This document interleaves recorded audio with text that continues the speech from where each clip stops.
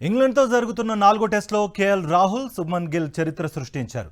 England 311 పరుగుల ఆధిక్యం సాధించగా భారత్ రెండో ఇన్నింగ్స్లో మొదటి ఓవర్లోనే 2 వికెట్లు కోల్పోయి కష్టాల్లో పడింది. అయితే రాహుల్, గిల్ కలిసి 174 పరుగుల భాగస్వామ్యం నెలకొల్పి మ్యాచ్ను నిలబెట్టారు. వీళ్ళిద్దరూ కలిసి గత 55 ఏళ్లలో జరగని ఓ పెద్ద రికార్డును సాధించారు. కేఎల్ రాహుల్, శుభ్మన్ గిల్ ఇంగ్లాండ్తో జరుగుతున్న ఈ టెస్ట్ సిరీస్లో 500కు పైగా పరుగులు సాధించారు. విదేశీ గడ్డపై ఒక టెస్ట్ సిరీస్లో ఇద్దరు భారత బ్యాటర్లు 500కు పైగా పరుగులు చేయడం గత 55 ఏళ్లలో ఇదే మొదటిసారి. చివరిసారిగా సునీల్ గవాస్కర్, దిలీప్ సర్దేశాయ్ 1970-71లో ఈ ఫీట్ సాధించారు. మూడో వికెట్కు అతిపెద్ద భాగస్వామ్యం నెలకొల్పిన భారత జోడీ సచిన్, వీరేంద్ర సెహ్వాగ్ వీరు 2004లో 336 పరుగులు చేశారు.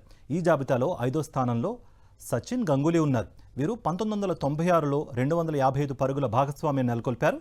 అయితే కాసేపటి క్రితమే 90 పరుగుల వద్ద రాహుల్ అవుట్ అయ్యాడు. ప్రస్తుతం క్రీజ్లో సుందర్ ఉన్నాడు.